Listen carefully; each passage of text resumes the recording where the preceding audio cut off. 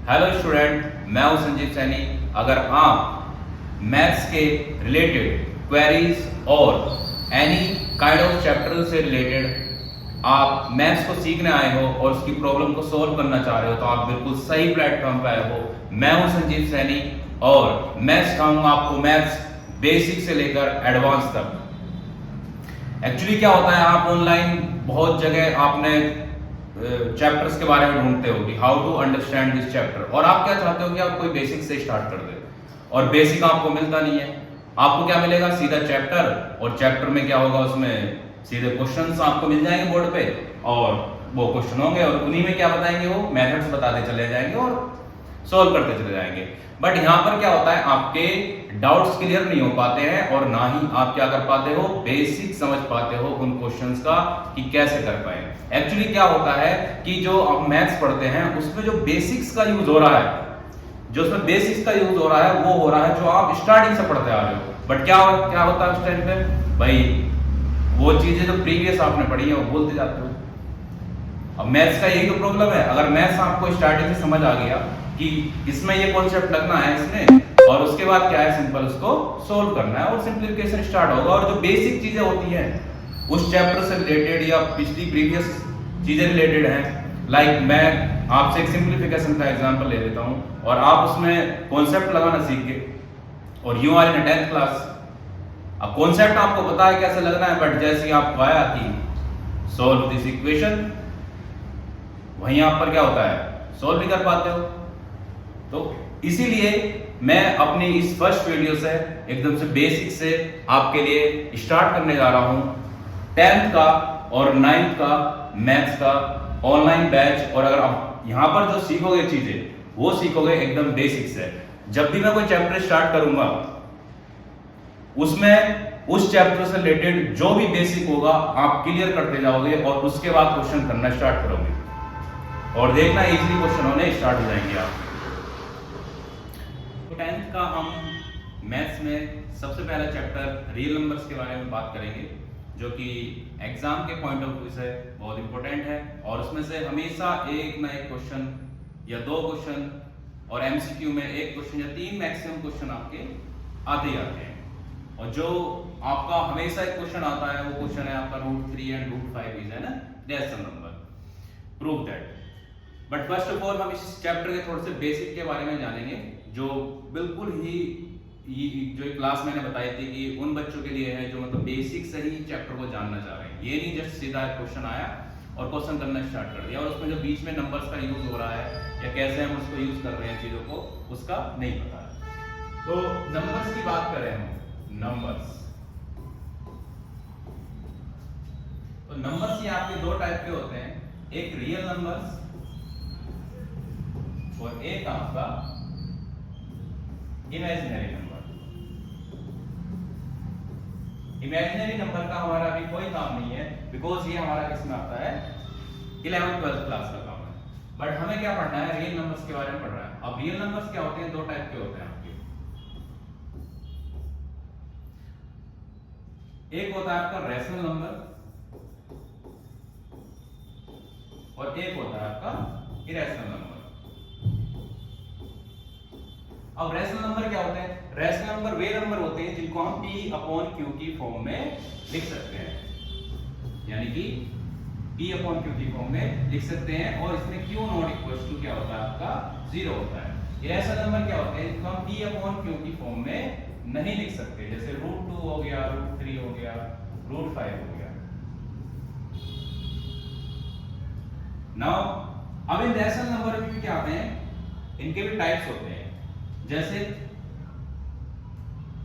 Natural number भी आपका क्या होता है, रैशनल नंबर्स होते हैं। जितने भी आपके नेचुरल नंबर होंगे उनको P/Q की फॉर्म में लिख सकते हैं। जैसे नेचुरल नंबर क्या होते हैं आपके 1 2 3 4 डॉट डॉट डॉट। अब इनके नीचे हम क्या कर लें, सभी को क्या करता है, 1 क्या करता है, डिवाइड करता है, और मल्टीप्लाई में भी 1 आपका सभी के क्या होता है, फैक्टर होता है। तो अगर नीचे इसके इन सब के 1 लिख दूं मैं तो ये P/Q की फॉर्म में हो गया आपका। तो इसलिए हम क्या कहते हैं कि नेचुरल नंबर को हम क्या बोल सकते हैं, रैशनल नंबर बोल सकते हैं। इसके बाद आपके आते हैं होल नंबर्स। होल नंबर्स क्या होते हैं आपके, 0 से स्टार्ट होते हैं। ये भी सब क्या होते हैं आपके जो p अपॉन q की फॉर्म में लिखे जा सकते हैं, यानी कि रैशनल नंबर। नेक्स्ट इसके बाद integers. What are the integers? Integers होते हैं आपके जो positive and negative natural number होते हैं विद जीरो, उन्हें हम क्या बोलेंगे? इंटीजर्स। नेक्स्ट इंटीजर्स है प्राइम नंबर। अब देखो प्राइम नंबर कौन से होते हैं? प्राइम मतलब सबसे अलग, ठीक है, यानी कि उनको प्राइम बोला जा रहा तो उनको तो कुछ तो खासियत होगी, और खासियत क्या है कि इनके सिर्फ क्या होते हैं? दो फैक्टर होते हैं।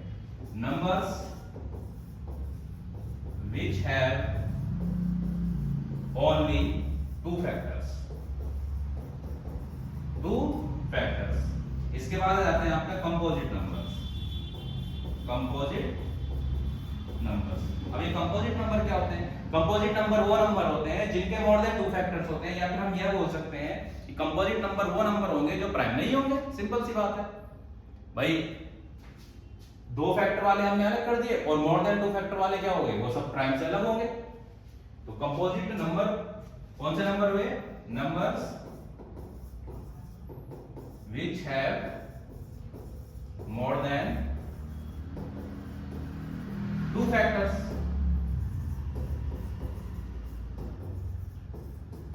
आई होप मेरे पॉइंट आपको समझ आ रहा होगा कि मैं क्या कहना चाह रहा हूं कि prime number, number which have only two factors, उन्हें क्या बोलेंगे? Prime number. कंपोजिट नंबर जो प्राइम नहीं होंगे वो सब क्या होंगे? आपके कंपोजिट, यानी कि उनके क्या होंगे? मोर देन टू फैक्टर्स होंगे, तो उन्हें हम क्या बोलेंगे? कंपोजिट नंबर्स बोलेंगे।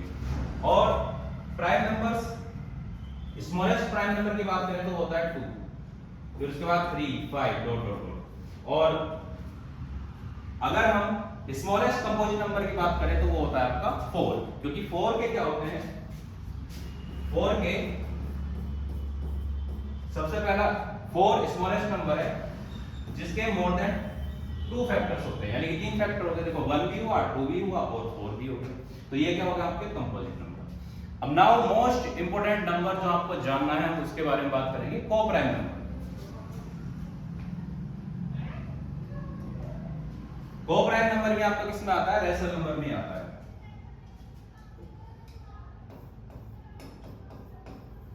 और यही हमारा क्वेश्चन में यूज होगा, इसमें जो मोस्ट इंपोर्टेंट क्वेश्चन है कोप्राइम नंबर। अब देखो कोप्राइम नंबर कौन से होते हैं?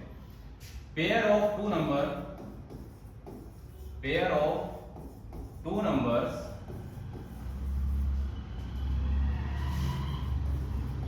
which have only one is common factor। देखो जैसे मैंने किए दो नंबर 4 एंड 6 और दो नंबर लिए मैंने 5 एंड 6, तो इनके मैं फैक्टर दे दूं तो 4 के फैक्टर होंगे आपके 1, 4 एंड 2, एंड 6 के फैक्टर होंगे आपके 1, 2, 3 एंड 6। तो इसमें क्या होगा? एक तो 1 तो हो गया कॉमन फैक्टर वाला, अब साथ में क्या हो रहा है? 2 भी क्या आ रहा है? एक कॉमन फैक्टर आ रहा है। तो ये आपके कोप्राइम नंबर नहीं रहेंगे, कोप्राइम नंबर नहीं रहेंगे। अब आ जाए हम इसमें, देखो 5 के जो फैक्टर होंगे आपके, 5 के फैक्टर होंगे 1 एंड 5, 6 के जो फैक्टर होंगे आपके वो होंगे आपके 1, 2, 3 एंड 6। अब इसमें देखो 1 ओनली क्या है?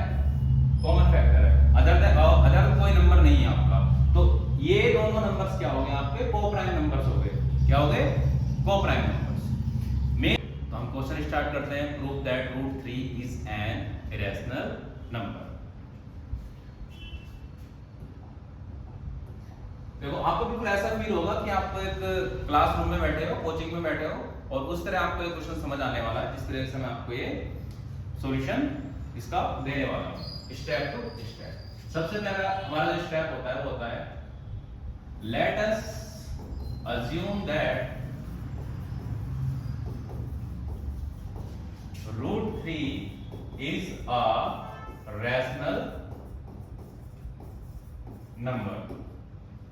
Let us assume that √3 is a rational number. अब हमने इसको मान लिया रैशनल नंबर है तो हम लिखेंगे इसको, तो √3 को हम क्या ले लेंगे P/Q, यानी कि हमने रैशनल नंबर दिया है तो रैशनल नंबर मैंने बताया था आपको जो कि P/Q की फॉर्म में लिख सकते हैं। अब P/Q की फॉर्म में हमने इसको लिख लिया और वेयर यहां पर हम लिखेंगे अब where P and Q any integers and co-prime number। आ गया ना आपका को-प्राइम नंबर। तो मैंने अभी डिस्कस किया था कि को-प्राइम नंबर्स क्या होते हैं। तो यानी कि को-प्राइम का नंबर का मतलब है कि इन दोनों का कॉमन फैक्टर सिर्फ 1 होगा। अब मैं क्या करूंगा इस क्वेश्चन में कि 1 के अलावा और फैक्टर भी इसमें शो करके दिखा दूंगा, और जब वो शो हो जाएगा तो जो हमने अज्यूम की है, अज्यूम किया है, वो क्या हो जाएगा, रॉन्ग हो जाएगा। क्योंकि भाई माना तो हमने को-प्राइम है, लेकिन हम क्या दिखा देंगे इसके 1 के साथ साथ और दूसरा भी कॉमन फैक्टर।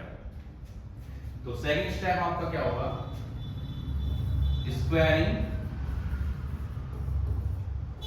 बोथ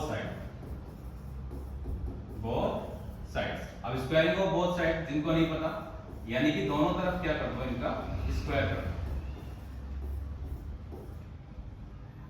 अब जब √3 का स्क्वायर करते हैं तो हमारा हमें क्या मिल जाता है, 3, रूट हट जाता है आपका, इक्वल्स टू ये p² और ये q²। अब यहाँ पर q² की क्या हो जाएगी, इधर मल्टीप्लाई, तो ये जाएगा आपका 3q²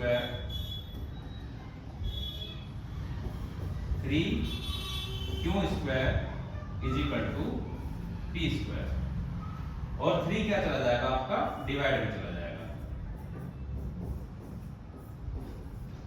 तो 3 ने क्या करा, 3 ने क्या करा, 3 ने p² को डिवाइड कर दिया, 3 डिवाइड्स p²। अब जब ये p² को डिवाइड कर रहा है तो साथ में क्या करेगा, 3 आल्सो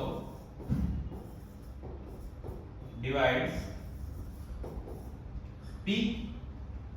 अब जो इसने इसको ये कंडीशन करी है, यानी कि जब p² को भी डिवाइड करा है 3 ने, तो 3 आल्सो डिवाइड कर रहा है p को, तो इस कंडीशन का मैं लिखना, कंडीशन क्या है इसने कि 3 आल्सो डिवाइड p। अब हम इसको क्या कर लेंगे, न्यूमेरिकल फॉर्म में लिख लेंगे। तो न्यूमेरिकल फॉर्म जो आएगी इसकी, वो फॉर्म आएगी कि p/3 और इसको लेट कर लेंगे कि ये किसके इक्वल है, k के इक्वल है, k के इक्वल है या c के इक्वल है, व्हाटएवर आप जो मानना चाहो वो मान सकते हैं।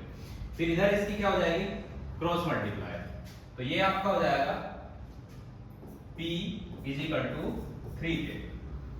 नाउ अब क्या करेंगे, स्क्वायरिंग बोथ साइड कर देंगे, इससे squaring both sides.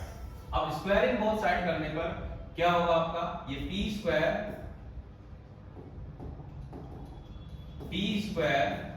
Equals to 3k का square, p² is equal to, इसका स्क्वायर करेंगे तो ये आ जाएगा आपका 9k²।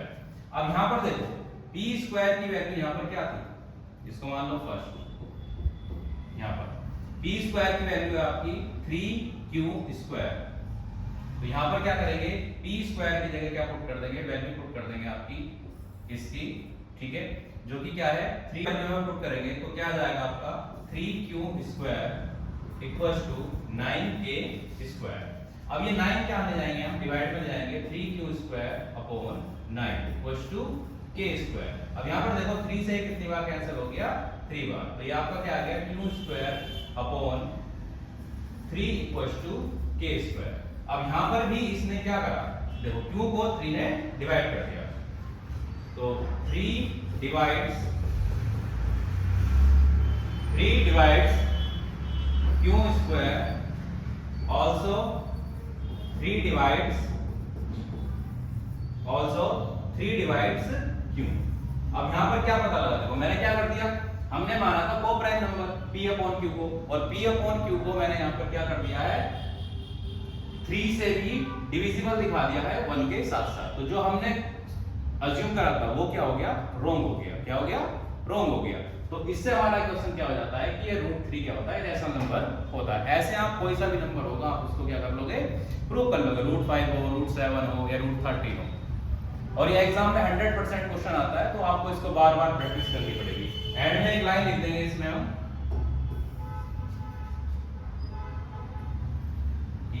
आवर